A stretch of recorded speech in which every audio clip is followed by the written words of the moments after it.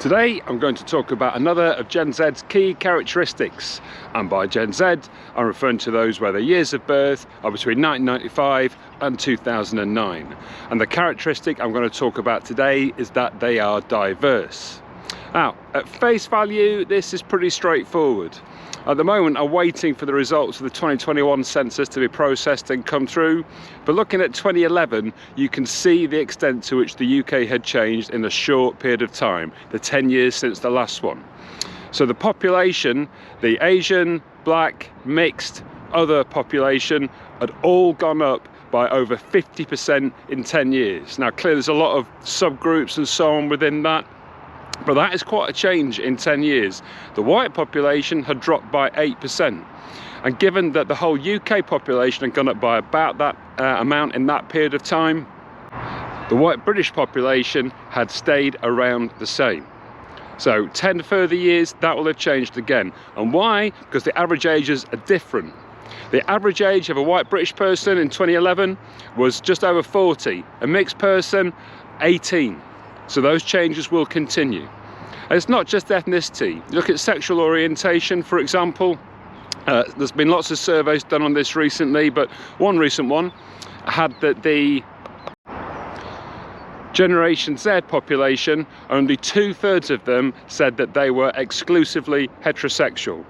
Compared to my generation, born between mid-60s and late 70s, that's over twice as many who say they're not exclusively heterosexual as before. And what's more, the younger the population got, the more prepared they were to answer the question. A lot more Gen Zs answered that question in the survey than millennials, Generation X, or the baby boomers. So given this, it's not a surprise that diversity matters a lot more to Generation Z. It's not just that they are more diverse though.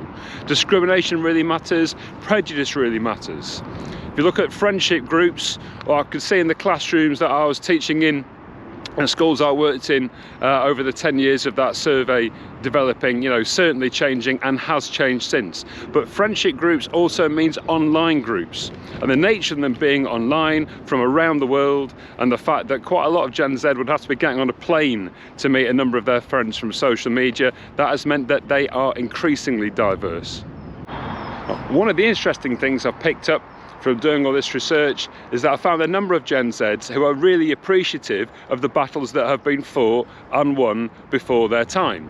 They appreciate that they can be out if they want to, or their friends can be out, and there's far less issues about that than there might have been 20, 30 years ago. However, they're also very clear that there's a long way to go, and they know that those battles need to be won as well.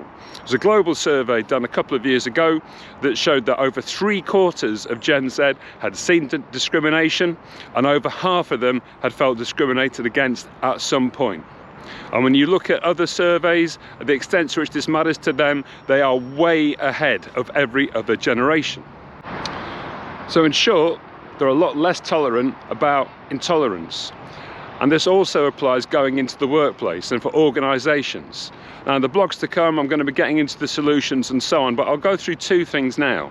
One, the values of the organisation they're going to join really matters. It can't just be something on a website, it can't just be something on an introductory pack or something like that. They need to really feel that this is what an organisation is like, and not just something that is said to attract them to join.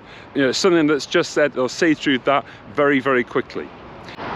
And the other one is that organisations must be who they say they are.